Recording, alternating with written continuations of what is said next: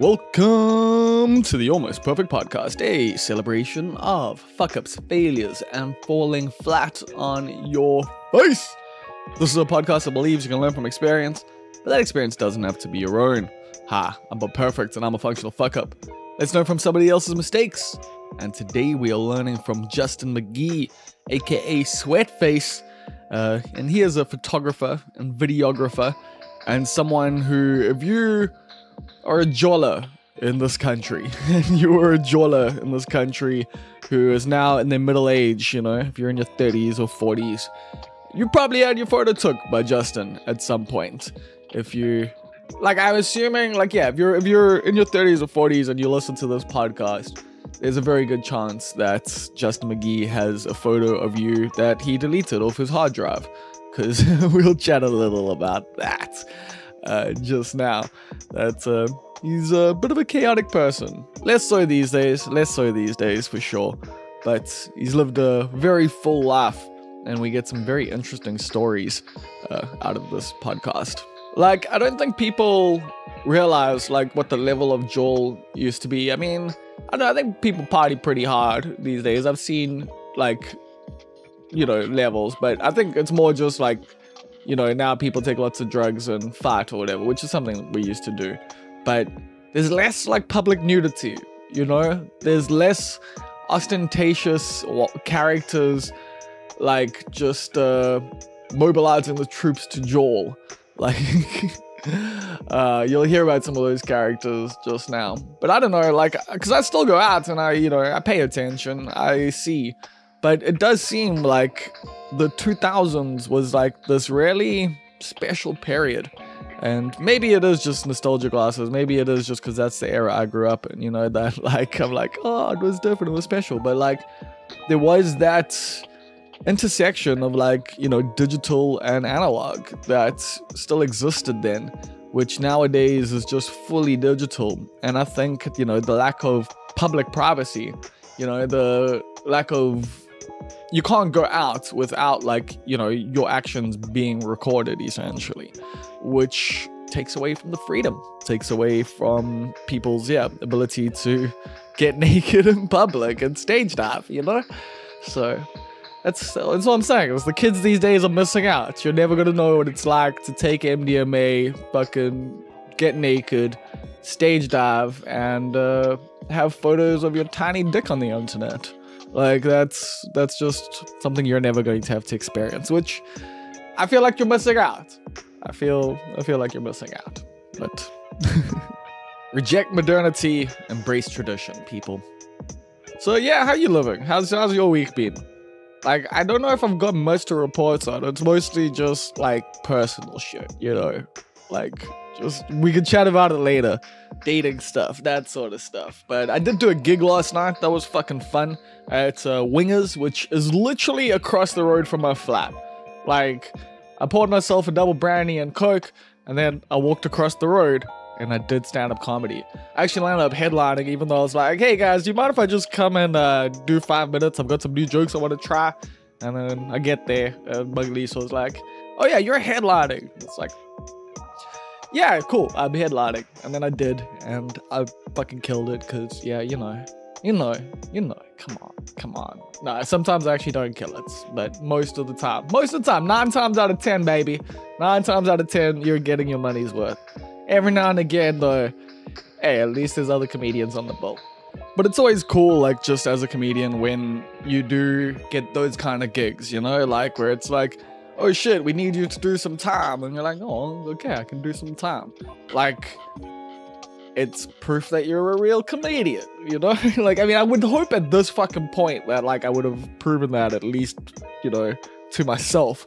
But it turns out not really. Turns out I still sometimes need to get on stage and go, oh yeah, I'm good at this. It's kind of different when you are prepared for a headline slot and you do well, because you're meant to. That's the job. But yeah, when it's a bit of a surprise and you still do well, it feels good. That's all I'm saying. And if you want to catch me doing stand-up comedy, I'm going to be doing a bunch of it in Cape Town. Yes, Cape Town. From the 22nd to the 29th of March, I will be visiting you. And I've put the gig guide up on the socials on my Instagram, Almost Perfect Bob. And yeah, some of those gigs might be changing as we get closer to the dates.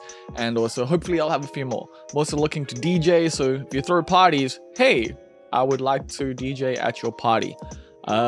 Cool. I guess that's everything I need to tell you. I guess that's the vibe. Oh, yes, I need to tell you that this podcast is brought to you by you, which means you can support it by going to patreon.com/almostperfect. And with all that out the way, here comes the Almost Perfect Podcast with Justin McGee.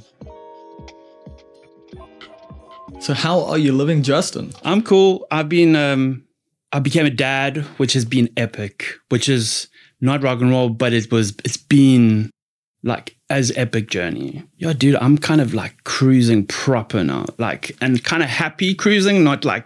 Okay, what do you mean by cruising?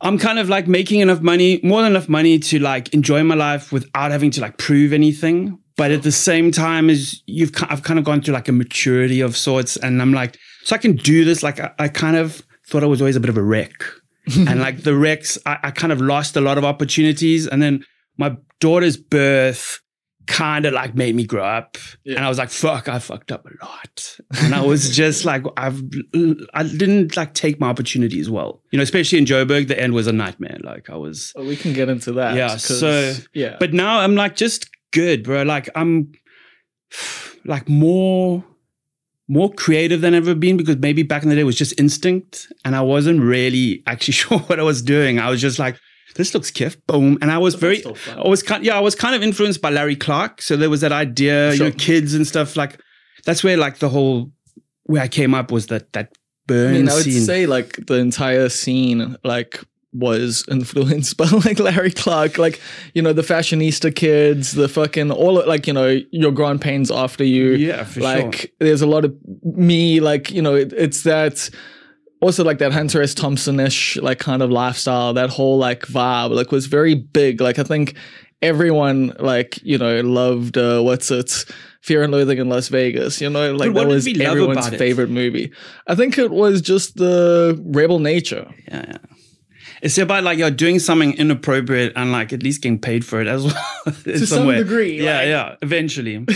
But I mean, it's just like I kind of often have this thing with, you know, you'd love to give some like wisdom back to kids to not like kind of follow that tradition, but at the same time, as I would want people to go through. Live the life, you know? Yeah. Live the life that's for you. But like, I do think you could, depending on what you want though, because it's also like, do you want to like look back and have great memories? Or do you want to have like a solid career? What's like, a great memory? Yeah, exactly. Well, that's the thing. Like I also didn't really know what I wanted to do. Yeah. Like I'd grown up in photography with my dad. He's like brilliant. And I was like always like the kind of, I went anti-lighting. Like my dad would do like beautiful lighting. So can we just bring that up? Yes. Your dad was, still is like a photographer and videographer, yes, right? Yeah, he's like a well-known commercial. Yeah, he was brilliant. Like, you know, in Durban, he was like the king, you know, at once, especially when it was only film. He shot on like 4x5, which is these big cameras with the bellows, and you can like shift the focus. And he was just really fucking good at like technical stuff, and he was brilliant, and the character was cool. But then I was like, I don't know, like I was actually a jock at school that was kind of, I got expelled from the first team. That's interesting. Yeah, no, I was proper rugby surfer boy or bodyboarder. That makes sense, because there is that culture like as well within like the surf scene. Like I do find like surfers and rugby players aren't that far apart a lot of the time. No, well, there was, I mean, I don't know if it was a Durban subgenre, but there was the surfer jock. Yes, right. That's what I mean. Like there's a lot, but there were also like the surfer jocks who weren't rugby players. They just like fighting. Yeah. There was that. I remember like when we used to sit at the beach, it was like, you know, North Beach versus like Dairy, and there would always be the odd like kerfuffle, and one would get fucked up, and then everyone would go down the beach and smash, but nothing happened. Would come into it, like surf moms, bro. Oh, surf moms, yeah. I got stories about a graph mom. That was like weird when Opt 1 and 2 kill. I was taking. That is, I'm Bilo boys. Yeah, exactly. And we had taken some LSD, and I was like, I'm going home with this girl, and you take my car home. Responsible. Giving them a car. Yeah, they get home and they're like, let's go bombing. Yeah, obviously. And they go to Pinetown, fucking Pinetown to some train yard. And then like, anyway, long story short, I got like this call. It's like, hi, I'm the Graf mom.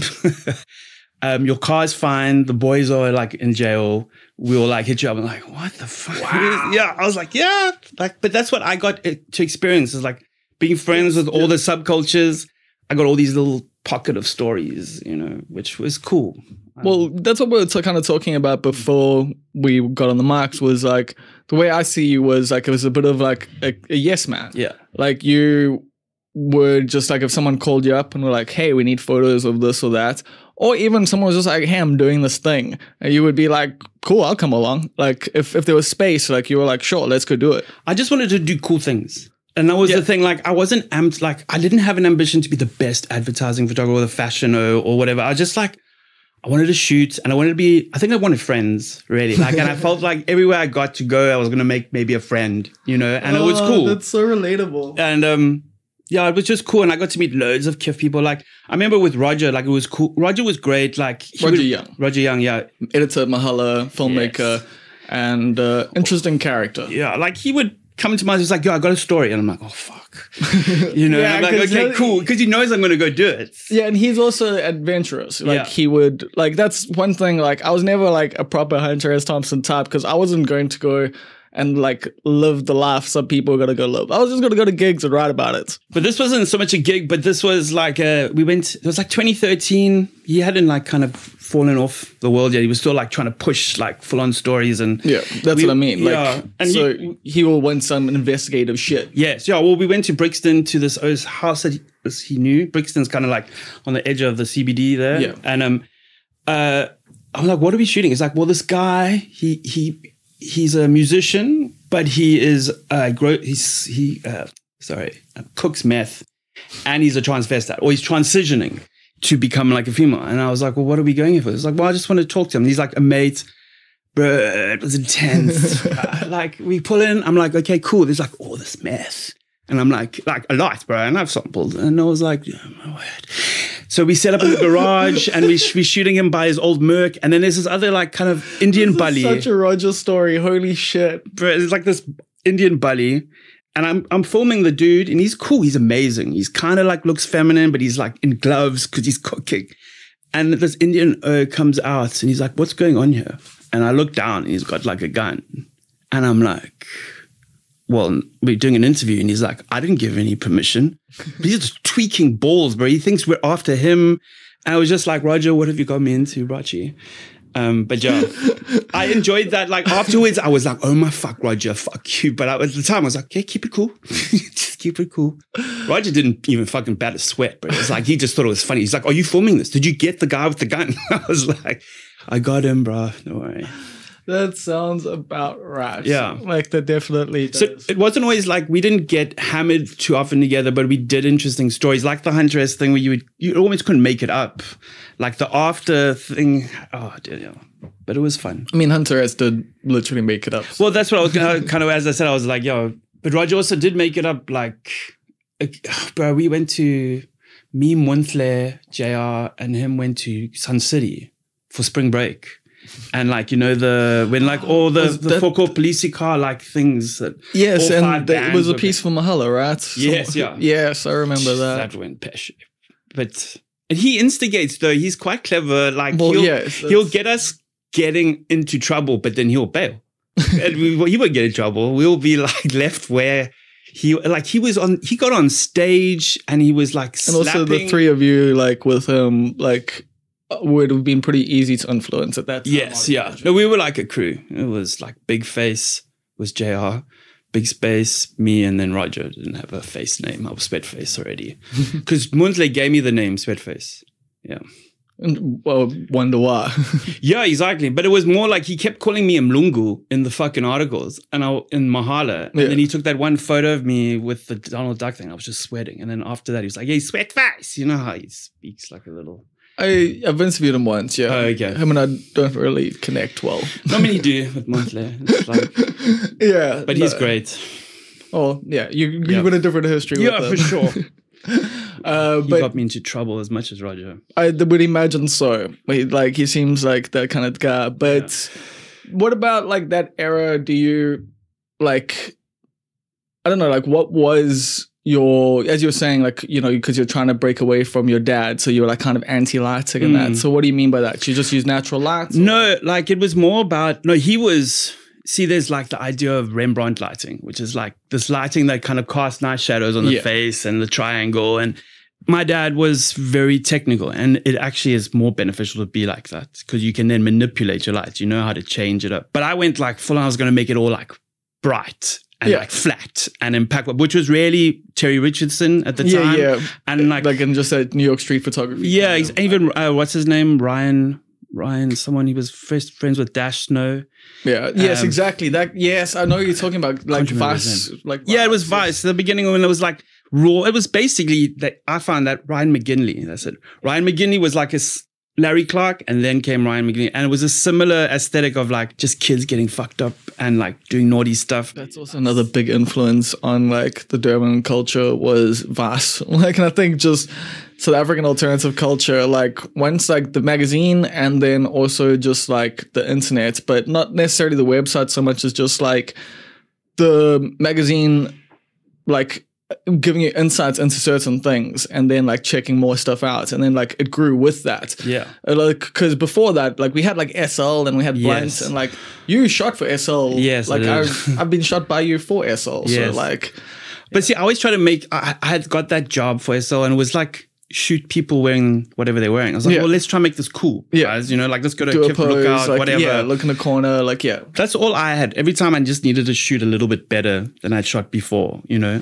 So, but advice was important because I think it gave us like context. Because then we had our own Vice, right? And we got to like put our images next to. Well, Mahalo was, but I mean, we also with Vice, we got to put our stuff in Vice. Yes, because they had the South African vibe. Yeah, which kind of got people like, yo, well, we can stand up and fucking make essay looking flavor vibes. Like I've literally written for a noisy bunch, like I forgot. Yeah, which is cool, and I think Mahalo was great. I always just found Mahalo weird. I liked it. But it just felt like overly antagonistic in the end. Like it was, it was just like we were coming. You know, when it was that time when comments was like about a battle. You know, and I was just like, I can't. The people would tune me on these things, and I'd be like, I'm not going on here, bro. Like, it's interesting because, like, like we even wrote for that sometimes with Durban is yours. Like, you know, in being intentionally antagonistic, knowing like. So my like ideology to like people was like, I'm gonna hate, and you're gonna be like, oh, this band's the best. Like it's like there you go. Like they got support like out of it. Like it's actually like it's you know, it's a dance. Yes, it is. But like it did get to a point where, and like Vice even got that way, and most of the internet got that way, where everything was just like, and still is like super antagonistic and super just like, and I pulled out of that shit, and I also got over it because like it was fun for a while because you're young and like you know that's you're full of piss and vinegar and like you want to just like tell people fuck you and the stuff you like sucks, and it's fun to get them riled up. But at the end of the day, what are you actually doing? Did you do it though because you didn't like them, or you didn't like what they were doing? Like if it was a album, would you rate it shit just because, or no? Like it had to be a bad album. It had to be. Yeah, but you were being genuine. Then you weren't like. Yeah, exactly. But like I would, like that's the thing. I would crank it up a bit. But but that's also the thing. Like I've fucking evolved so much as a writer, and like can dabble between so many different voices now because I've evolved. And I'm sure for yourself, like going through those like, you know, conditions where you're just rocking like a flash full on like at someone or bouncing it off the roof and like that's it. See, that was always my thing. Everyone bounced off the roof. I just smashed it. I was just like, I'm going to smash it. I remember that. Because even Kevin Goss Ross was like, dude, why do you just smash the flash? And I was like, because that's what I'm doing. Because I thought it was rad. Like it was Terry Richardson was doing it, and he was getting girl. It was actually started with this other girl, I forget her name, from like the 60s, where they were like all these beautiful nudes, and she was like, you know, I'm not going to light it like this. I'm just going to smash the light in. And it was, I was just like, it's cool. It still looks good, you know, just not the norm for then. Now it's like standard. Yeah. Because it's like, it becomes each kind of like style or technique becomes like part of a storytelling process that you can pick. He's like, I wanted to look like this because it can look more like greasy, or it can look more shiny, or, you know, so you pick I don't like Chris Saunders, my colleague, photographer. We had a studio, and he was like, dude, I look at your work and I don't see a style. And I'm like, well, that's good for me, you know, but he wanted a style. Like, he had a Chris style. has, and yeah, like. And it was cool. I just didn't see the need for it. I wanted it to adapt to every job. Like, I also think shoot. a difference between people, because Chris was like, he studied art like at DUT and stuff, didn't he? Oh, I don't know. He was in Pretoria, from Joburg. Oh, yes. But he studied something. No, I don't think he studied art, but he was just he knew how he wanted his shit to look. That's what I'm saying. Was cool. Like, there's the difference between like, yeah, people are like, I'm an artist, this is my style, this is my vibe. And then there's like journeyman, I guess, where like, you know, it's like, I don't know what I'm doing. Let's try it out. Like, I might find a style still, you know what I mean, that I want to like then just shoot the whole rest of my life. But I don't see, because I actually grew up in advertising with my dad. Yeah. So where like you kind of adapt to what the brief is. So I just got good at shooting variety of things because I'd seen it so often that I knew I could adapt. So like if I didn't want to do anti-lighting, I could do whatever I wanted. But maybe that was just my style. Then I just wasn't going to light it how it was supposed to be lit. Whatever the job was, I was like, no, I'm changing it. Just being a bit of a brat. So were you taking photos from like a young age? My dad gave me a camera when I was 15, a film camera, which was just like 95. And I just kept shooting from then. Like I bought a dark room. Nice. I got into cold tea, bro, because you got so addicted. Like you go make some tea and then you come back. You're so engaged, you've done like 10 prints, your tea's cold, you know, it's like, but yeah, I just always did it. And then I did go through a phase, I had this girlfriend, my first girlfriend. So the thing is like with learning on, so what kind of film, what is the SLR film camera? I assume? Yeah, just a 35mm film camera, but I used 45, like the 4.5s because they were there. No one had them like really. And then you got 6.7s. But it was just more like... But you knew about lighting, you knew about like... Not really. The lighting later, like my thing was always composition. I knew what time of day to shoot to get the lighting I wanted. So I would just... Afternoon. Yeah, exactly. Afternoon or morning, basically. You know, and I knew how to shoot in the shade. I knew how to expose well because that's what my dad like drilled into me.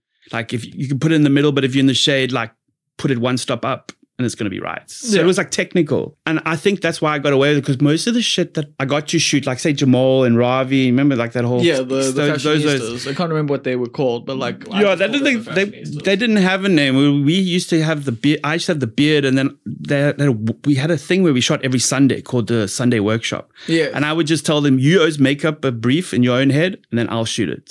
And we would pick relevant locations. And I would just like go fucking town, bro. It was epic. Because like fashion, music, like always would get dressed up. And that's what I'm good at. Like if you want to get dressed up, I'm going to show you how, like they come with the story. I just have to interpret, kind of make it kiff, you know, and that was cool for me.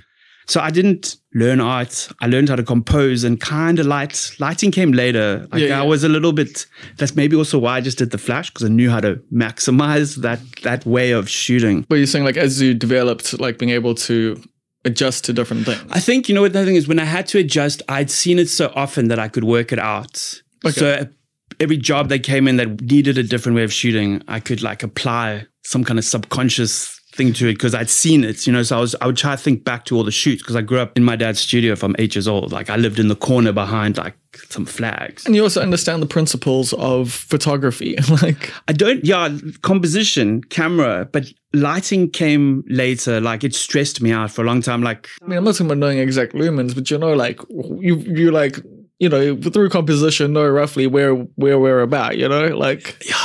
Would you see the like difference? You know how many f-stops if you've got like a 400 film outside. Yeah, but that's that's camera stuff. Yeah. And then it's like creating, when you want to create your own lights, you have to kind of reference the sun, but then know that, you know, if there's a building over there and there's lighting that is kicking back, you know, now if there's no building there, how do I kick back? I've got to have like a poly board and all these things. Yeah. Those all just came like incrementally. Sure. And then eventually you just go, oh, snap, okay, cool.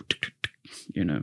But like I went to tech, but I was going to say, did you say anything? I went to do photography and I always wanted to go there because my dad lectured there and it was like an epic actual department. And then it kind of, by the time I got there, wasn't as creative. It was just technical. And I'd already been shooting for 4 years And I'm like all arrogant, like, I know this shit. And it's at the end of like film, basically. It was, yeah. Basically, yeah, it really was. Like when did you transition to digital, and what was your first camera? I think when I came back from London, I'd done like a very small stint at Dazed and Confused as an assistant in the studio. Casual. Yeah, which was cool. No, but I'd always wanted to. But that's what I'm saying. Like that must have been like good on your CV. But I was like fourth assistant and I was there for 2 weeks. It doesn't matter. I mean?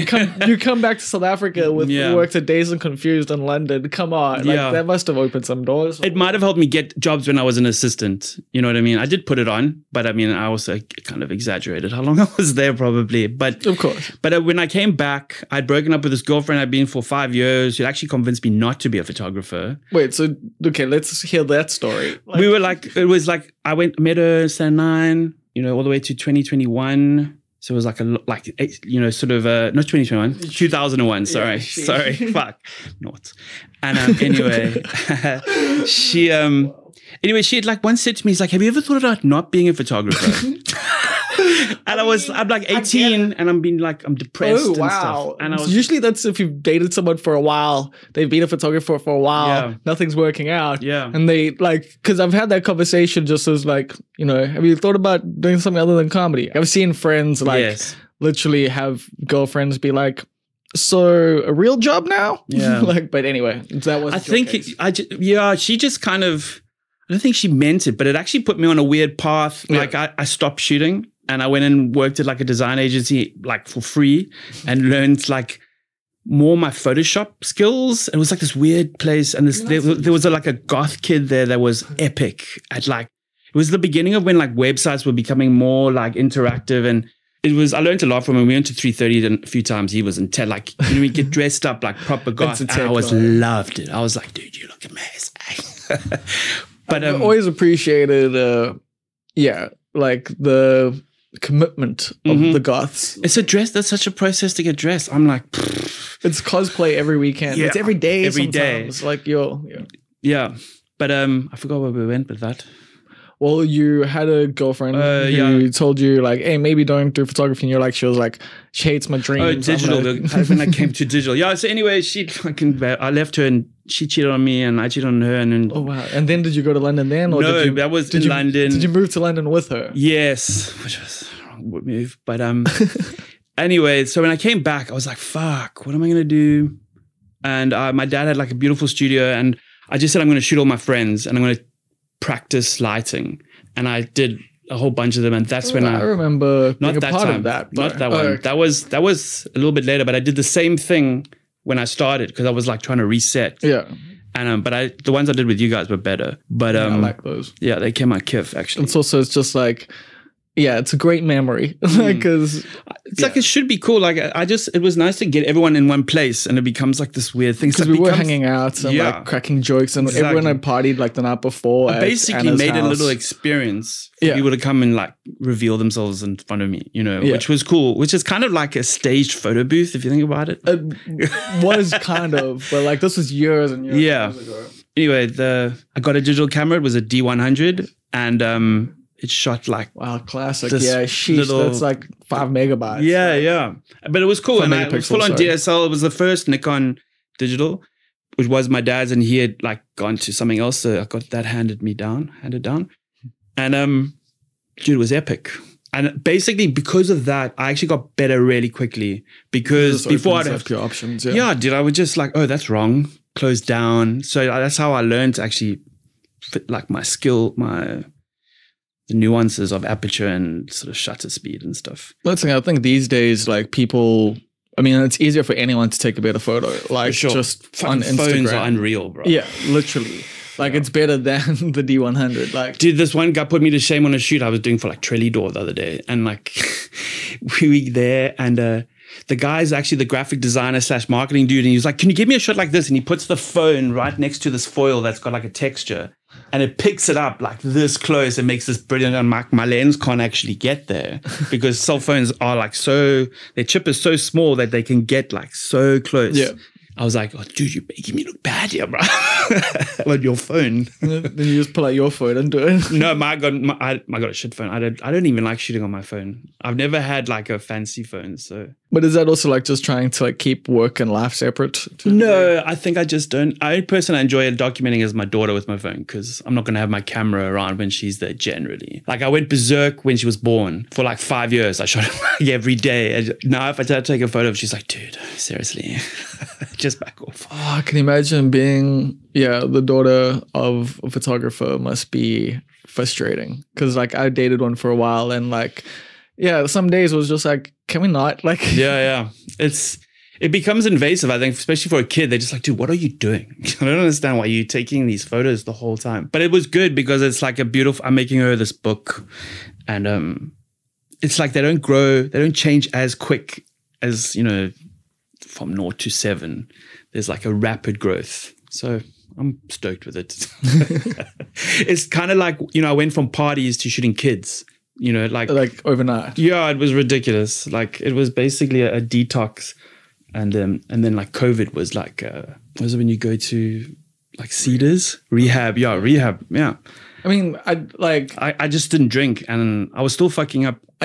So that's the weird COVID. thing. Yeah. Okay. Interesting. Yeah, and then only because of COVID, I was like, whoop. Yeah, definitely stopped me doing drugs. Like I didn't do like any drugs. Like I'm surprised because I thought people seem to be doing a lot more.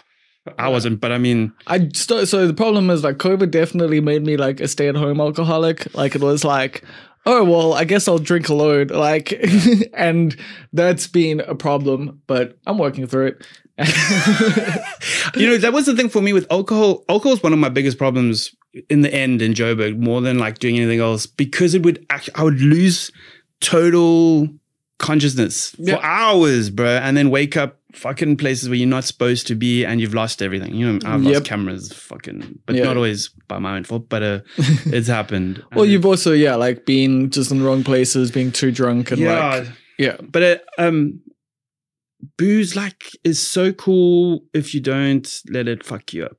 You know what I mean? Like that's everything. Oh, but I mean, yeah, I suppose. But I mean, I never drank at home. Yeah. Like if I drink at home, it makes me too hyper. Like I'm like, no, I need to go. Like if I have 2 quarts at home, I'm going out because that's what it does to me. Will put me to sleep. Yeah, see, I'm not. Well, it depends though. Like it depends on what mindset I'm in. Like if I want to go to sleep, then like I can have 2 quarts to go to sleep. Nah. If I want to go out, like I can have like a bottle of wine and then. But that's good. But that's maybe what you were saying, like with Roger, and like he wasn't like that. Like we were similar. We would just explode and keep going instead of like. That's why I lost a lot of opportunities. I used to go like. Okay. I don't know, like. But it's good though. Basically, what I'm saying is like it was. I've lost like literal jobs, like because of just like benders and like like I've showed up to work like covered in mud, like just like after having slept like under a fucking car because like Russell and I were getting a story that didn't really. But that was kind of your work though, which was okay. Yeah, but like it was dominant as yours, so we weren't making money. Like so, like, but at the same time, I hated my job and. I don't know. I was kind of pushing them. Like I was kind of. Where were you? What? So Durban is yours was like a sideline to what you were a passion project. Okay. Like that. It made some money sometimes, but in reality, like we didn't have an ad department. Like, sure. And I've never been like that good of a salesman in that regard. Like, because it's just too much bullshit. Yeah, like exactly. It's too much like. Like I just want everyone to be cool. Like I'm like, hey, just give me money. I'll put the fucking ad on. Like it's like, what do I need all these specs? Yeah, like I don't have all the metrics. It's like it's about being cool. Yeah, like exactly. You think we're cool? Yeah. Well, that should be like that in a way, but those are like because it is brand association in my mind. So that's how I've always, and I still do stuff like that. I still think like that. Like I'm not going to like I don't care about like literally like even with this podcast. Like I don't take ads typically. Like no one's come to me and being like with a product that like I want to like advertise. So I'm being like, it's cool. Yeah. Like because I've got Patreon and stuff like that. But like, where was it going with this? Does Patreon work nicely? It brings in enough money to cover like a lot of the costs, buy equipment, like. So it helps you get better or, whatever better is. But I mean. Yeah, literally. Yeah. So it's been quite a helpful model, but like. Nice. Yeah, just, I don't know where I was going. The monetization thing has been strange with this, but fuck, where was I going? But I think it was more like the advertising was like, I think they should people shouldn't worry about it, like, or the metrics. If they're associating with yourself, they should look at it as like a sponsorship. You're going to make Kif ads, whatever, that's cool, but just be associated with, you know, whatever you're doing, you know, and just be happy with it. That's what I used to think was the vibe. Yeah. Like, and it kind of was in the early days. But yeah, now it's, yeah, like people wanting to get like, you know, your CPMs, and it's fucking terrible. It's not worth it for me. Like, I'm going to have a shitty fucking like Google ad that I can't control. So they just sell it to the bidders. So now I've got like a weird Vodacom ad, and then I've got some weird like Grammarly ad or whatever, like it is for whichever, you know, like it's for per people. So as you can tell what I've been searching lately. But that doesn't make me look cool. That doesn't make anything. But that kind of stuff doesn't matter to So you can't choose what ads are shown during your show if you sell it to like Google or YouTube and stuff. Both with the websites and so with Google Ads, no, you don't choose which ads go on there. You just put a thing in there, and then they do local like ads that's based on people's like thing. So if they'd been on Xandr recently and they go on your website, there might be like a Xandr ad. But you don't, can you say no to Xandr or no to like, I mean, yeah, like I've got like ad blockers and shit like that, but like that's how the internet works now. Yeah, for sure. Like it is just one big like Google advertising network and Facebook advertising network, and like, yeah, so you're tracked across everything, and that's crazy. But yeah, there's no, I mean, some websites still do it, like where like you can get like advertising from like an alcohol brand, and like, you know, you can have your banner ads with them and stuff like that. But that sort of stuff doesn't really exist. And then I can negotiate deals with people like to be like, you know, ambassador. Yeah, like, but which seems more what you need. Yeah, but I kind of hate just being a spokesperson for a brand, you know? So like that's why. But you kind of got to be, it's almost should just be like a lifestyle idea. You know, you're giving Bob 20 grand a month to fucking use whatever it is and just enjoy what he can do, you know? Like Ricky seems to do that quite well with Vans. Ricky Basnett, do you know? Oh, yeah. Well, like Vans seems to like do that well. Well, they've got people who are passionate about their products as well, like Balawansta and that. And like, so yeah, that works for, you know, those brands. But like, as I say, there's no like brands that I'm like super passionate about, like unless you're like a weed dealer, like I'm not like. And I did have a go to one of the farms and get like a sponsorship. I had a shop sponsor me for a bit, but they've closed down. So. Oh no. Making money from blogging has never really been a thing. Like Vice managed to do it through like brand deals that were like kind of like hidden, like at first, you know, like they had weird kind of sponsored content, and like they also had the magazine. Yeah. So they had the print where they literally were running ads. Yeah. But the magazine was free. Yeah, but because of the ads. Yes. Yeah. So they had free distribution, and then that brought people online where they like also created content that was branded. Yes. You know. Okay. Cool. Yeah. And like, I think no one's really been able to get that model right here. And I don't know if that model, like, I mean, I guess that is just the model now, is like branded content. So like, and they just doing it themselves. Like they'll approach someone and be like, hey, do you want to create something for us? And it goes like on the fucking like Jägermeister websites or like on their socials. Like it's no longer which becomes like weird because then it's more of an advert. But everything is now just an advert for stuff like influencer culture. Yes. Actually, that's an interesting thing. Like influencer culture versus like back in the day, you know, being on flow from a fucking skate brand, you know, like. Yeah. Well, that's what Ricky is. He's like an influencer in a way. He's just getting paid to do what he does and make the lifestyle real, because he just, you know, documents whatever he's doing, and he does his weird little cool morning speeches. Like I love them. And like, it's like, he actually makes me laugh. So it's like great when I see it. But I actually don't do social media too much anymore. Like it just became like a pain. I just couldn't be asked. Like I think when it came out, it was so much fun, and I was in Joburg, but it started already. Like I remember when Alana and JR were on Facebook and we lived on the Esplanade, and I was like, what the fuck is Facebook? And they would go down to the internet cafe, and I was just like, it was like that for MySpace. Yeah. And I was just like, anyway, when I did get it, when I saw it worked, I was just like, fuck, it's cool. And I did get work from it, but then it just like, I think I was saturated. You know, when I got back from Joburg, I didn't even want to shoot anymore. Like I didn't know what to shoot. So let's talk about your Joburg trip, actually, like because you keep referencing it as being. Like, Joburg was epic. Like I got to meet a lot of people. I got to like. So what was the vibe? Because I remember, so you guys have been shooting, like you, JR, and a bunch of other people in Durban, like, you know, ran as a crew together and then seemed to all bounce together to Joburg. No, I think different times. Yeah, I was different times. I was shooting a lot with Jamal and Ravi and Dino, and That's when I had that magazine called The Beard. And I remember all of this. so they actually left for London. And then I went to Joburg. JR came to Joburg. I had friends in Joburg, like Smiso, OK Malume was already in Joburg, but he wasn't Malume yet. And he was like dancing and doing graphic design, you know. Then we just went. There was no plan. I just like, ended up, Danny Diano put me on to somebody that gave me like a tiny room, like this big, bro. There's so many names that we mentioned on this podcast. And it was this time, me and JR lived in it, and SL was in the next room. And I just, you know, I don't know, like basically if I look back, it was epic in terms of like the Hunter S. Thompson experience of just chaos. Going, doing it, but then like falling a lot, like badly. And then like like, you know, getting too hammered, losing stuff, like, you know, not delivering on the job.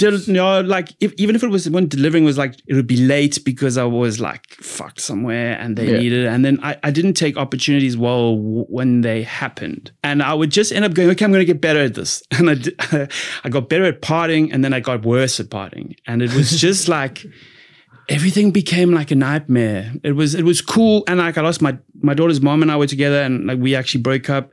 And I like me and JR weren't mates anymore. Like I had that studio, and I was like, it was a mess. But I've in retrospect, I can just look at it as like I basically wasn't focused. I didn't look at anything. Like, you know, Chris was very good at like, he had this focus, and it was like he could still party. He was like actually very good at partying. And but okay, I don't know him well. Like, I met him. We lived together for a little bit. Like we ended up having our own like breakup because of me, basically. And that's funny because like also you mentioning names, so I'm just like, oh yeah, I've got to make amends there, or like, or they've got to make amends still. Like, that's interesting. But it was just like I realized I didn't know if I wanted to be a commercial photographer, an art photographer. Like I basically was only a party photographer. Everyone knew me as that, and there was a bit of it started to become like a resentment to the label, and I felt like I wasn't able to step up, or I didn't know how to, and I think I just disintegrated like badly. And I had this new studio. We moved out of studio, and I found this place in N Street that was insane, like beautiful, but it needed a lot of work. And then I found out that my daughter's mom was pregnant, and I was like, I'm not coming back to Durban. I'm going to try and make this happen. And then I realized I can't do both. So I hadn't been a dad before, and I made this decision. I was like, okay, I'm going to go be a dad. But then by the time I got here, I was like fried. And my dad was still kicking it. Was doing well. And then he basically said like, yo, I've got you a welding course, because he thought I wasn't going to make any money.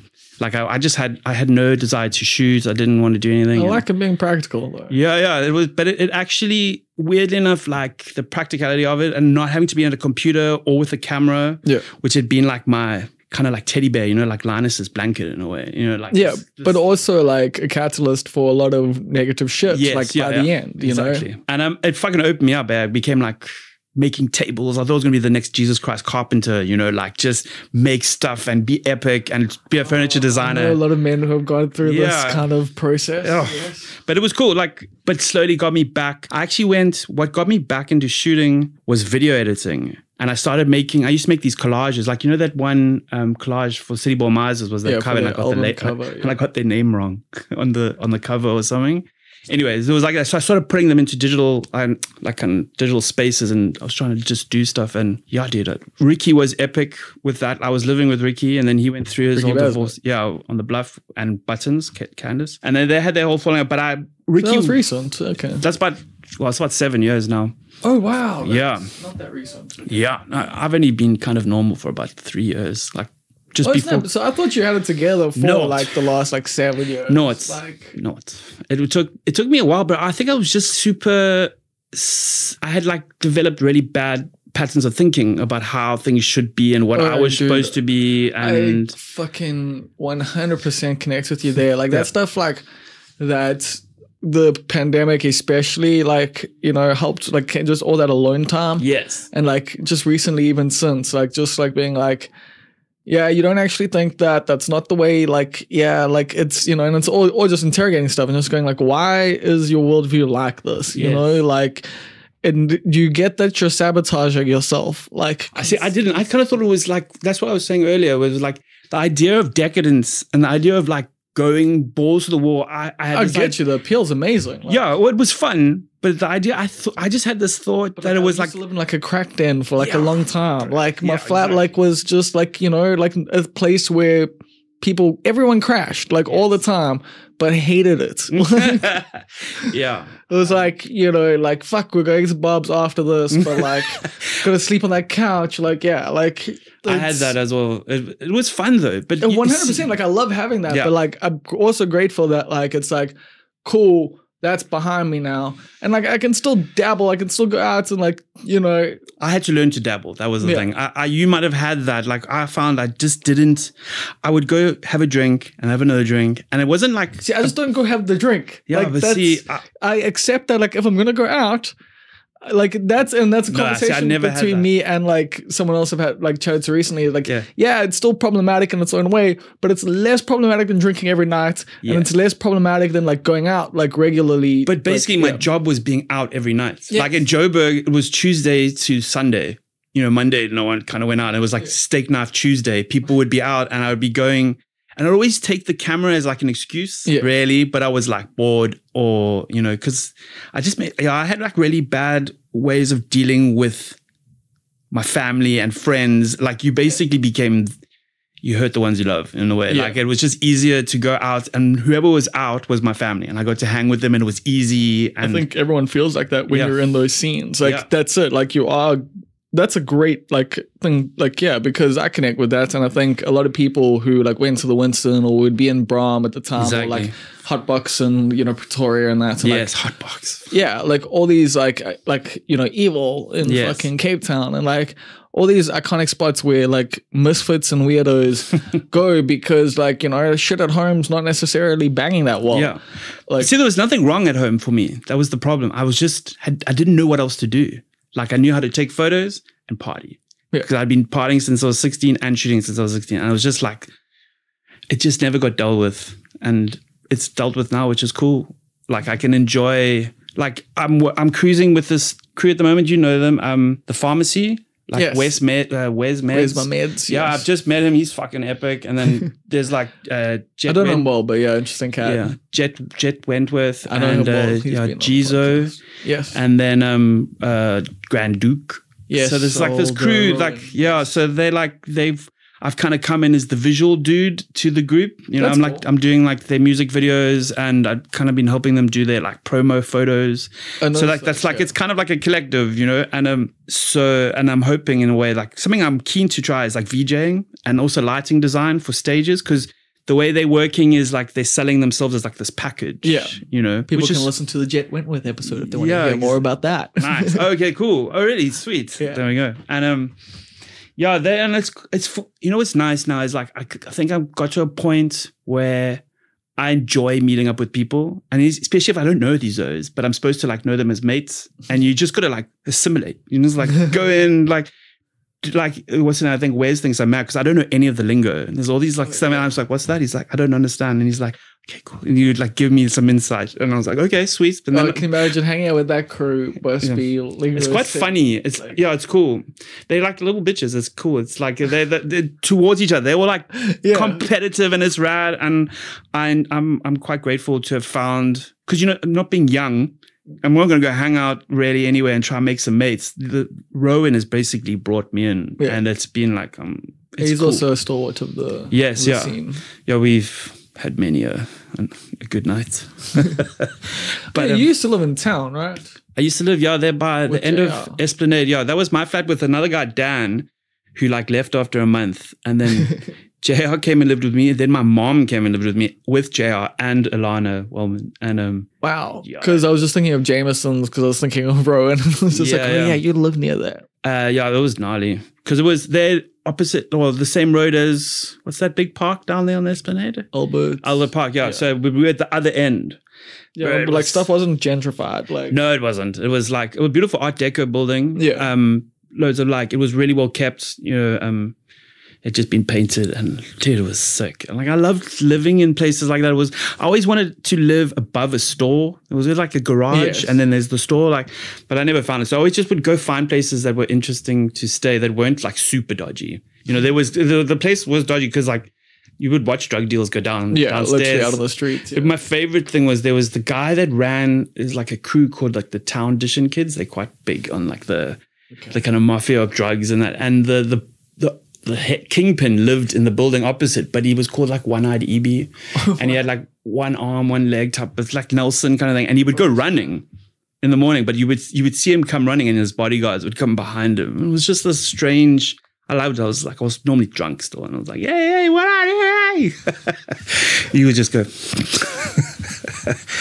But yeah. So you've lived a pretty full life. Yeah, dude, it's been epic. In like a very short space of time. Yeah, like, and I'm so grateful that like I did realize a lot of people often would go like, yo, dude, you've got a lot of stories. And I was like, yeah, I'm fucking, but I would always put like, I would say yes, where most wouldn't. Like most of my job, I was like almost shit scared the whole time, but I had to like, I was compelled. Like there was just, I was just like, I had to do, it was the same with rugby. I was trying to say like, when I would play rugby and I really enjoyed it, I just got to fuck goes up like legally, you know, and the contact was careful, but you know, it was the same, bro. As soon as I got to somewhere, I would be nervous up to getting out of the car. And then you're into the job. You have to do it. Whatever happens now, but the problem was take the ride. Like, sometimes though you are not in like a super confident mood and you start to drink too much, and then you leave your camera at the bar, and then you know, thank God people knew me so well they would keep my camera. Well, depending on where you were. Yeah, but like, you know, all the Braamfontein type places, they were like brilliant. They saved after me. a while, they were just like, yeah, they could have hustled me so many times. I mean, the bartenders probably did overcharge you a couple drinks. No, but I used to work for Gat, the guy that owned it, so like I knew all the barmen. Great Dane and like, Great Dane. That's it. Yeah. Yes, like I know his name, and like he's done a bunch of things. He was like, for me, like I was like me. You know what was rad? I had JR. Yes. And JR could beat anybody. So I kind of for a long time in Joburg just ran in the wake, and then I would meet everybody else. Do you think you like learned from him, like how to like navigate? I think so. Yeah, definitely. Like we were still very different. Like I wasn't like a showman, but he was. But what was cool about him was that he was a showman. He'd stand on the fucking table and go, what is this thing? Jollers United, you know? And I was just like, and people would go, fucking yeah. And I'll be like, that's epic, you know? And like there's a certain performance artist to it. Yeah. It's interesting, like, you bring that up, because I also, like, I mean, definitely not on JR's level with that stuff, but, like, wilded out quite a bit publicly, I will say. Yes, for sure. Like, in ways that were, like, inappropriate, and, like, I don't think you can do these days because of the advent of, like, cameras on, like, every fucking phone. Oh, for sure. It's like context gets removed, and also just like, you know, MMA makes your dick look small. So it's just like, I've learned that the hard way. But I got some nude photos of you for a while. I can imagine. That's exactly what I'm talking about. I've got like, I actually laid out photos. I used to try to make like a compilation of Durban party photos and Joburg party, and I got a guy in Joburg who was at the hotbox and always got naked. So I had you guys next to each other. It might have been Graham. What's his name? He had like that kind of gingy curly hair. He lived there for a while. He had the moustache. Okay. I can't remember his name. Interesting.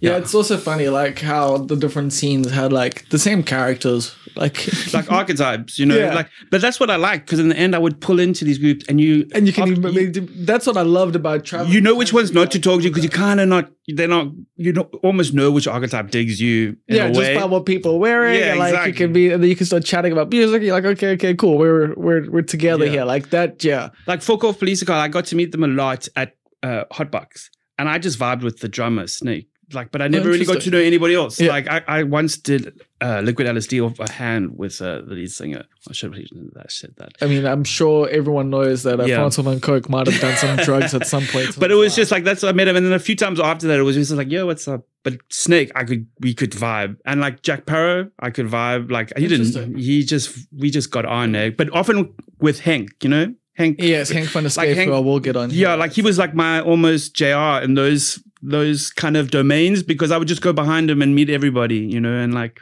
Yeah, I love also that. Like, you've got to have your different connections in the different cities.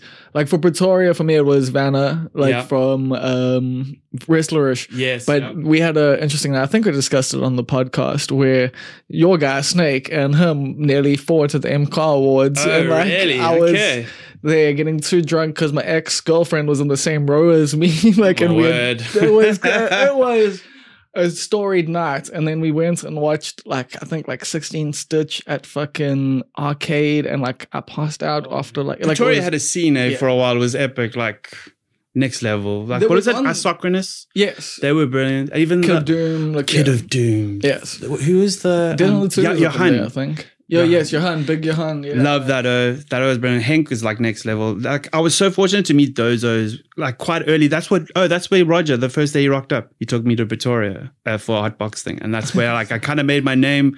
Because the photos were so ridiculous, because it was a ridiculous place. Yeah, and like I started getting all the work from We Are Awesome. I don't know how like that like place like was allowed to exist, because that's the dream still to this day. Like if I ever had like a bit of cash that I could blow, I would be like, here people, fuck it up. And it was proper. Like they would do minimal for like decor, but go big out on like stages, sound, and they had like ridiculous. But it's always been about that. Yeah, but like he was, and it's just like the acts that they had in their garden. is insane. Insane. But yeah, I was very fortunate to meet them. I just made friends wherever, and it was good. I got into like when I got the tattoo, I was part of like a photography exhibition. The Sweatface tattoo on the back of your head. And it was just I had friends that were starting a new gallery, and they asked me to be in it, and I was like, cool. And like, it worked. Like that kind of weird thing I did, and right place, right time kind of stuff. Yeah, but I just didn't take off. You know what I mean? I had like friends like, oh man, dude, I relate to this because like I've got all the credentials and everything, but like, it was also, I mean, you were disenchanted with photography. I've been disenchanted with writing. I've found it like again, like lately, like which feels good though, right? Like once you do it, you're like, oh, I can do this quite well, actually. And like I'm writing like so many different things at different times, and like I've got stuff that I'm writing that's for money. But like what's cool is like some days I wake up and I write a bit of a short story. Sometimes I work on a script. Sometimes I do something else, and like it just allows me to like just not feel like it's a chore. Yes. It's kind of in a way like a privilege. You know what I mean? Like, because I think so many people don't get to experience that even. And I think we really more people should have to, not have to, but I think like schooling doesn't bring that out enough in people. No, but the thing is also working in it, like it's weird. So like when you like start out, like, like you're doing the thing because you love it and you just want to do it, and like you just want to be seen and you want to be like prove yourself and all of that. But then it comes to a point where it's like, cool, I'm being seen, but I'm not really making money from this thing. Like I've got like social clout. Yes. And like, how do I convert this into like real fucking money? Exactly. And like, I felt like I was getting somewhere, and then, the pandemic happened, and that kind of... But I think like for me, the pandemic has been like also touted like that positive thing where you have been able to reconcile sort of differences. Is that me? Yeah. How's it? Yeah, I'm still in the interview. Yeah. Sorry. We'll be cut like 10 minutes. Yeah, somewhat? Sure. Okay, cool. All right, sweet. My dad wants some biryani. Yes, there is a King Cutters just down there. Oh, really? Oh, sick. My friend was actually telling me about them. Actually. Oh, they bang, dude. Like, for real. Nice. I'll go do that. Yeah. My dad calls our place the Durban Home for Men because there's like no woman there. And like he has all these friends, like this one rich colonel dude that comes down from Ladysmith, and he goes, no woman, no cry. So it's like that man's been hurt. Yeah. So, and it's funny. He's like super rich. He just takes us out to dinner, and they're both like shouty type of people, and like they talk. They're like, "Oh, they're like this." The story is like it's very emotive, and it's like it's the best thing ever. Oh, but he's had a life very like. It's a long story. We won't go there. But then, so you're saying like you only really started to get rights about 3 or 4 years ago. So what was happening? I basically had like started to shoot more and like. But like, so you coming back from Joburg, like you were. So those first 2 years were like a video editing and stuff. And like, no, I didn't do anything. I did like the first year I got the welding.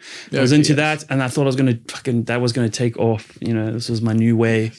and it didn't work. And was this like your Zen on the art of motorcycle maintenance, that kind of moment? not really. I just wanted to make money, not the usual way I'd been trying to, and it just didn't work. And I also realized that you couldn't make the money I was making as a photographer. Like, to sell furniture, you need to sell a lot, or if you have a big name, you can sell whatever. But getting to so I kind of fell back on what I was best at, and I just started trying to shoot different things, and the editing kind of filtered in because people would still come to me with projects. I still had like clout, and I did like an amazing project with Eve Racco from The Frown, and I'm gonna forget her name. Oh no, not Ingo. No, this is Indian girl. She's a director. You might know McGee. Oh no. Anyway, so she was doing her master's in machinima cinema, which is like making films out of video games. So we did this whole thing where I had to learn Second Life. Oh, and then it was so nice. Like in Second Life, they like I could put the camera anywhere and then track the camera, and I could make all these shots. And I basically would make all this footage as Eve's. Yes, I remember she had those videos. Yes, yes. So I would play as her avatar. I heard about some of that stuff. Yes, I remember. Yes, I remember that. Yeah. But there was those videos we first did when I was still in Joburg, which is where I first got into video. But later, like Jesus, like a year ago, it was cool. I got to make a film in a video game. Like I would have to. Oh wait, you mean recently? Yeah. Like, shit. The same character that you saw in that video, we made in Second Life. And then I had to go and like do all these odd things. And then I got like an interview from them, and then there was like music videos. Think about like the how you're gonna shoot. Yeah, but it's like, and they had lenses, and I could set it like for a 50 mil or whatever, and I could frame it this way or like low, and then I would track her forward, and then the camera would. It's also like an interesting way to storyboard. It was, well, basically, yeah, like all those little things. But just you can just create actual art out of it. Yeah, it was. No, but a lot of the storyboards are similar to that. They just don't have color, like those animated ones you can get into. Those animatics, But I wanted a story. It's like another thing. Like what's enchanting me actually at the moment that keeps me going is drawing. Like I've always wanted to draw, and I can't draw, but I've been drawing for about 2 years, and like I'm no like Luke Mulver, but I mean, I would love to make like comics, but even if it's just for fun, because I do it every morning for about an hour and a half, and it's like drawing hands. Hands are hard, bro. I've heard. Yeah. I mean, even AI can't get them right, so. I didn't know. Thank God, something they can't get right. Yeah, for now. Yeah. I mean, I'm not too stressed about AI. No, I'm not stressed about fuck it. Like, you got to adapt. And also, I'm just learning some of the AI stuff that I can utilize as a tool. Yeah, that's it. Like, I think I don't know, like I'm in weird space with all of it, but like at the same time, like with everything, like we just learn to adapt to it and utilize it, and however, like you want to engage with it is for you. Like I know there's been a lot of issues lately with just people submitting work, like for short story competitions and stuff like that. That's like using that, and yeah, like that bugs me. But like at the same time, like most of the fucking content on the internet does not need a human being writing it, because it's for sure. I think it's just there's something about still being able to create that's cool. Like I think but that's the thing. I think art now becomes more valuable. I think the ability to actually write well and creatively, because that's the thing. AI doesn't know what it's writing. It's just estimating. It's just and it's a very impressive tool, and like you can do cool stuff with it. Like, and it can be a starting point for stuff, or a collaboration for stuff, or just you can, I don't know, like there's lots of possibilities with it. But as an artist, like the whole thing is putting you into it, and like the choices you make and the mistakes you make, and then the edits you make later. Well, the process. Exactly. Like the words, like no one just writes a paragraph and that's the paragraph. Yeah. So like I think, I'm not so stressed about it in terms of like actually like stuff that moves and creates, because nothing that I've seen yet like with AI has a emotional impact on it. I've seen some stuff that's been epic. Like there's this one dude, well, I think it's a collective, and I think it comes down then to also like they are able, there's programmers in this collective that are able to refine their prompts, and they've made a planet of evil villains, but they're all kind of dressed retro, like 50s, 60s looking, and they're like strange looking people, and it's not completely real. There's like that almost that vibe that they could be wax models, but I thought that was sick. Like but the thing is, I would want to draw that character. I don't want to like only just prompt it and then refine my prompt, which is creative in its own way. But I mean, it's utilizing the tool to like get something you want, but at the same time, like you're not necessarily like it's not the same as like, you know, chipping away at the marble. Like it's for sure. But that's the thing, is the doing it. You know, that actually gives you the experience and then hopefully the wisdom after that, you know, to be able to do other things with it. You know? And it is also the process is the point, like a lot of the time. Well, that's what we like. Even like I don't look back at Joburg as bad. It's just an end world. Like that process, it was a process of like, cool, it's almost like an end. And I had to restart, you know, but I had to still, it took me at least 4 years to really outgrow all that like chatter, you know. And then it just kind of clicked. Like I basically started making more moves in a way, in some ways, like stuff I wouldn't have done. Like before when I was younger, I wouldn't take the opportunity because you kind of just felt like they would like diss you in a way, 100%. You know, and I just decided, fuck it, I don't care. Like that, it's weird, like that imposter syndrome comes because you are like stepping outside of your comfort zone. Like, you know, you have your space where like people know you and respect you and you've earned your space. So you feel comfortable doing stuff there, even though you're capable in other spaces. Like I'm just saying for myself, like I know like it took me forever to be like, oh yeah, I can do whatever. Like, you know, like I can write whatever. Like it's like I can do the job. But like a lot of the time it was just like, fuck, like they gonna see me like with my long hair and my fucking, you know, like, my tattoos and this and that. And sometimes it was like that, you know, where it was just like, you're a little scruffy, but now that I've got a haircut. Like, exactly. No, I always had to like, you know, but it was just that the imposter syndrome was cool. And that idea of like, doing something that you would not normally do and then doing it just kind of empowers you. And you're like, oh, fuck. It's like, you're like, what was I worried about? It's like really lame, small things, but they are quite fundamental for you to take steps further into what you want to do, you know? And that's just life in general, actually. Exactly. Because like I find that like with cooking, like especially, it's like, why was I so worried about doing this? What, like, you know, you learn to make like all these rad things. Like you like at the end of the night, you got like a thing that looks like restaurant grade stuff. And you're like, that's, you know, like wasn't that hard, but like, it just takes the willing to like step out of your comfort zone and go, okay, how do I make a white wine sauce? It's also like that the comfort zone is one, but it's also like your perceptions of it or what you've been told of it and just going, disregard it. And I'm just going to go do it and see if I like it. And if I don't like it, then I can like kind of resort to what I was thinking about it, you know? And I kept doing stuff that just worked out. So it made me feel good. And I was like, it kept rolling. And then like last year was my best year ever, like financially, like, nice. And I was like, I can fucking do this. I can be like normal and weird at the same time. You know what I mean? Because you can just be normal over there and then fucking... that's, I guess the cool thing about it is like you've got some security now, like with the day job stuff that you can now do fun stuff with the pharmacy. Exactly. Well, that's the whole point. Exactly. You nailed it. It's like having both. I think most people don't get it. They'll just do their job. 40 odd years. Huh? 40 years. Exactly. Should be like taught this shit at school, you know? Like, balance, I think. Yeah. Well, but like it's all these concepts that you end up learning about as you get older that you hear that are like these axioms, but you don't really know what they are. Until you literally live through it, dude. Oh, I feel you there so hard. So that's kind of what I've just done. and I'm kind of doing it.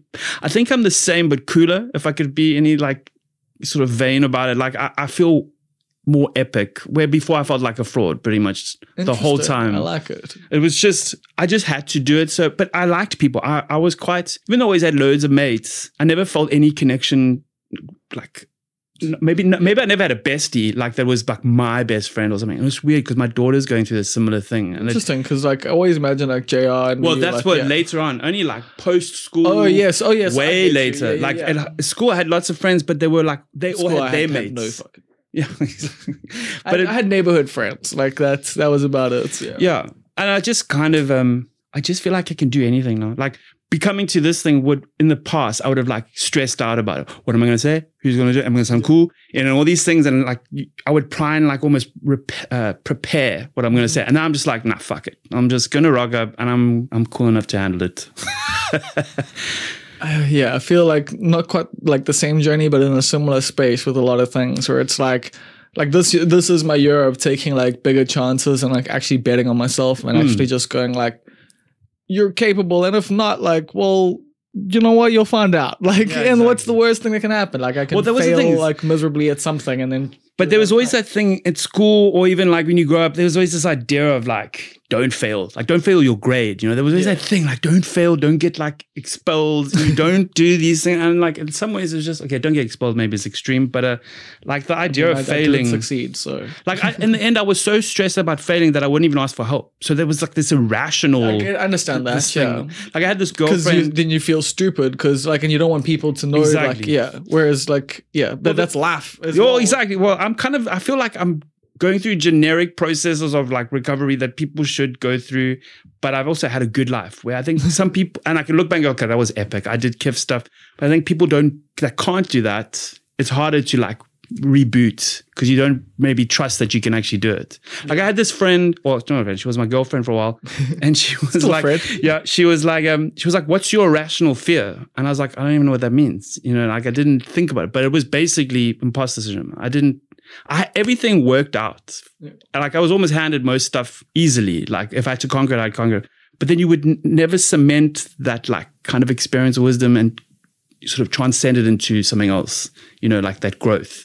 I just kind of stayed there. What's interesting, because like the thing that I ask everyone at the end of the podcast is, what is a big mistake that you've learned an important lesson from? And I'm assuming that's probably that's it. Yeah, dude, it was just, I just didn't believe. Even though I was doing everything epically, I just had no way of like cementing. That's so crazy to hear though, because from the outside it did look like you were living the most epic life. But see, that's why it's like on instinct I could do it. Yeah. But when I went home and afterwards, once even like I would edit it, I would like, boom, I go like, what do I do now? And if I don't do anything for a few days, it just like degenerates into like, I don't know what it's just mayhem. But yeah, I feel good. In general, I still got shit to learn. I'm like amped to take risks. I'm taking risks with like my dad's built this robot arm and we're going to try and become like this motion control thing. Because that's the thing with photography that I guess we can maybe discuss for a little bit. I mean, right at the end, is that evolution is you've like evolved as the technology's evolved. You've literally gone from the first fucking digital SLR, you know, the last of the fucking film SLRs, and you know, probably have shot on like point and shoots, fucking everything since.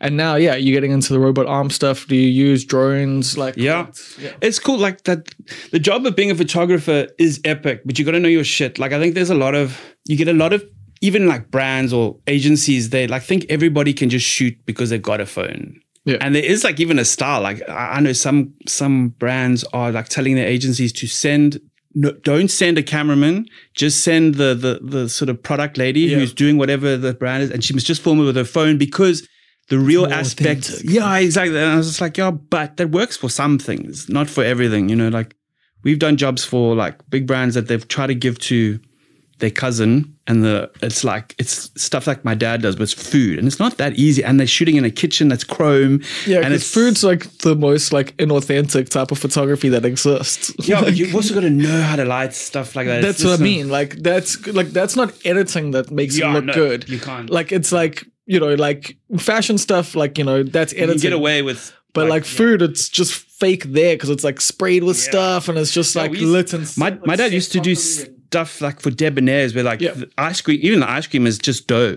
Have you ever seen that? Like it's basically the stylist makes a dough and then she curls it with a textured spoon. Yep. And I was just like, that's cool, but it's also like lying. Yep. But it's only because it's lying, because if we had to shoot it, the thing would melt in like fucking 10 seconds. There's no way. That's the thing. There's no way to make certain things actually look as good as they do. But I think it looks better with the spoon. It looks so good, but it's wrong. Like we used to do stuff for debonaires, and you'd spray that shit with glycerine, and I ate one, the wrong one once. It just pooped everywhere. It was horrible. Wow, that's because we lived out to dinner. My dad didn't cook, so we would go from shoot to like Steers or something, or what's it, Buxton's? There was that RJ's there. Yes, I know. Next to the Chinese. And he used to have all the surfboards. Yes, down at the bottom there. Yes. Fuck yeah, my mom used to take me there for a treat. You know, like milkshake with bar one. Yeah, but like nice little steak. Exactly. We basically had different restaurants depending on which homework I had. So like we'd go to the RJs for Afrikaans and like history because the one waitress would help me. Like my dad would eat over there and I would do my homework with the waitress and he would tip them nicely, like almost like a tutor, you know. almost like a tutor. Yeah, like a tutor. So yeah, they're all varsity students. All it was all like always lovely girls. All the girls like loved my dad. It was like hilarious.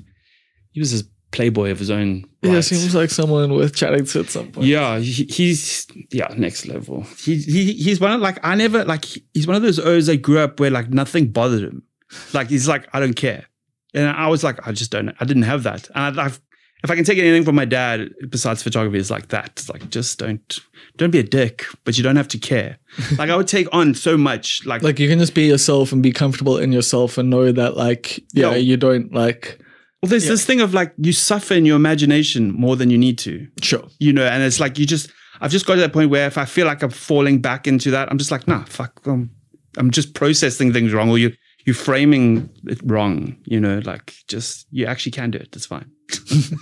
It sounds like cheesy, but it's basically, I think, a simple way of thinking, you know. Oh, bro, I'm with you on the framework stuff. Yeah. It's like self-correction. Imagine if you're in a game, but you've been playing the game wrong. Mm-hmm. And now you're just going, actually, you've learned how everyone else is playing it without being like a malicious cunt or anything, you know, or like... Yeah, like you've learned like, I can crouch. I can now like get to that space. Yeah, exactly. Yeah. I'm just kind of enjoying that. Like you always fall down a little bit, but it just doesn't take long to get up. I just like, okay, fuck it. You know, I made a mistake. Like I deleted all my clients' work the other day, like 5 months of like, they had it all, but I wanted to pull some stuff out of it. And I seem to do this because I've told you earlier, this was 400 gigs of work, bro. And like, thank God I had sent it to them because I had to phone them and say, yo, but except for one shoot. And I had to reshoot it. You know, it's like, fuck, bro. Now I'm like so pissed. I bought double hard drives, bro. I packed shit up like so properly. And I'm just like, I don't care. Yeah, that's like reminds me, like it's like kind of like a Zen parable of just like, you know, if you make a mistake, you've always got legs. Like, and it's like, you know, if you forget something at the shops, like, or like whatever, like it's not like, that's not the exact wording, but like it's that kind of idea of like, yeah, fuck it. If you forgot something or you like, you know, you fuck something up, it's like, you just got to do it again. I think it's just, as you were like, when I was younger, I think there would always be like some hectic ramification, like ostracization, and it was going to happen and it was going to destroy your life. Yeah, like, but it's also because like you were a fuck up and you like had that idea. Like I know this for myself. So it's like when you fuck up, you're like, oh, everyone's going to think I'm a fuck up because I think I'm a fuck up because I'm fucking up. Yeah. Like, but what was weird, it's like the same with Roger. I felt like we were also goaded on a bit where like they wanted the fuck up. Well, because it was easy to like think it was cool from outside, but at the end you were like you were destroying yourself slowly. The gonzo-ification of Anyway, cool. I think that's it. Thank you very much. Thank you for having me. Sweet, cool. That was great. Thank you. Cool. So that was Justin McGee. Told you there'd be some interesting stories there. Yo, what a great chat. And also just like proof that, yeah, some things take time sometimes, you know? But also, fuck it. I'm a firm believer that you should be spending your 20s like living it up to the absolute maximum. I mean, you should probably spend the rest of your life doing that too. It's just if you do that, then your life usually gets a bit shorter. So, you know, stuff does eventually catch up to you, but I had a doctor friend tell me when we were in our 20s, he was studying and stuff, and he was like, yeah, dude, you can party until you're about 30. Like, you know, the way you're partying. And then your body is going to, like, stop regenerating as well as it does. He was like, just quit smoking by 30, and you should be fine. So I didn't, and I have quit smoking now. But who knows? Anyway. Anyway. That was Justin, and I hope you enjoyed that chat.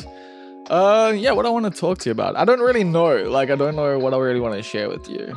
Like, it's been interesting lately. You know, the whole breakup thing, the whole dating thing, the whole trying to figure out, like, you know, how to move forward without being a cunt, you know? Like, because back in the D, the one thing I do regret about my 20s was the lack of care and empathy that I had for women who I used for sex. Like, I'm just gonna be plain and fucking honest there. And, you know, these days I'm trying not to do that. I'm trying to not use people for sex. I'm trying to let us both use each other and also provide some comfort, but not necessarily more than that, which is it's a tough thing to navigate. But like, I'm obviously not looking for, you know, the fucking, life partner.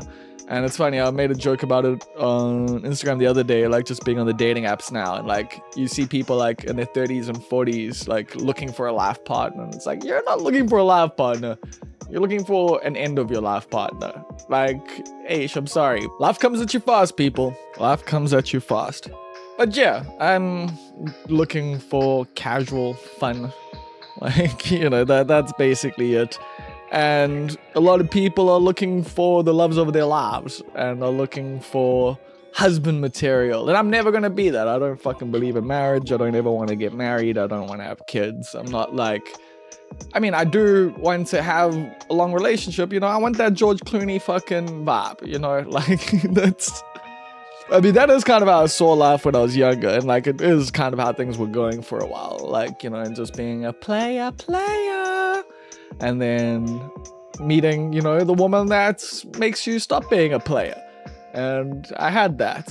And now I've got to find that again. Or I don't.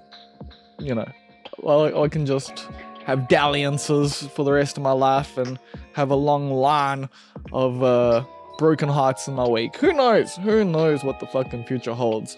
But the chances of me breaking any hearts are pretty damn low. I'll say that. Like, I'm not... I mean, these days. And like, I don't know, it's weird like how you see yourself sometimes, you know? Because I definitely don't see myself as someone who broke many hearts. But then like, I look back, I'm like, oh, actually, you did by just being an absolute fucking heartless cunt. But like, I didn't break the hearts of the people that I loved, you know? They broke my heart. So yeah, you know, I can create a narrative around myself that's not necessarily true. We contain multitudes, as they say. But yeah, it's interesting. I've been shooting shots, I've been getting rejected, I've been getting accepted. I've had people like hit on me, but I only realized like afterwards. It's been... Yeah, I've been asking for phone numbers. Sometimes I've been getting them, sometimes I haven't. The dating apps have been, I don't know, like, not the best, but also not terrible. Like, the strike rate's low, but when I hit, like, it's pretty cool. Like, the people I match with have all been pretty sweet, pretty nice, pretty entertaining for the most part. There have been a couple who, like, one woman literally said that she thought, like, she sounded dumb when talking to me. And, like... have a little self-confidence, you know? Like, believe in yourself. Like, don't... Come on. Like, come on. Like, I know that, like, I can be a bit of a pretentious fucking cunt. But, like... we can have a conversation. I mean, I grew up in Mbilo, people. I'm not, like... I'm not above anyone.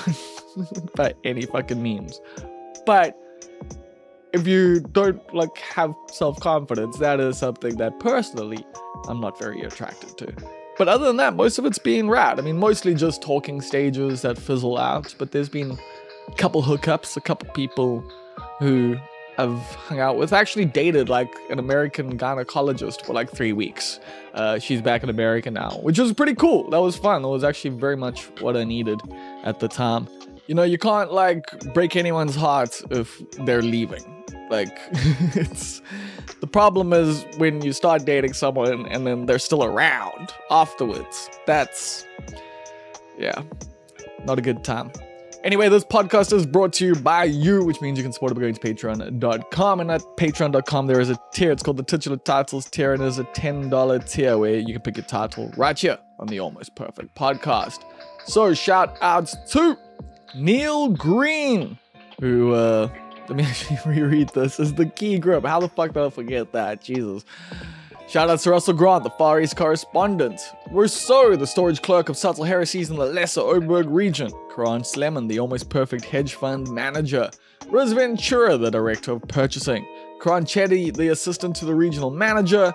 Kat Jenkin, the inevitable ruler of the universe. And Queen Swifty, and our executive producer, Stephen Olivier. Of course, a big thank you to Damian Roots for providing the bed music you hear underneath you and the banging intro you hear each and every single episode.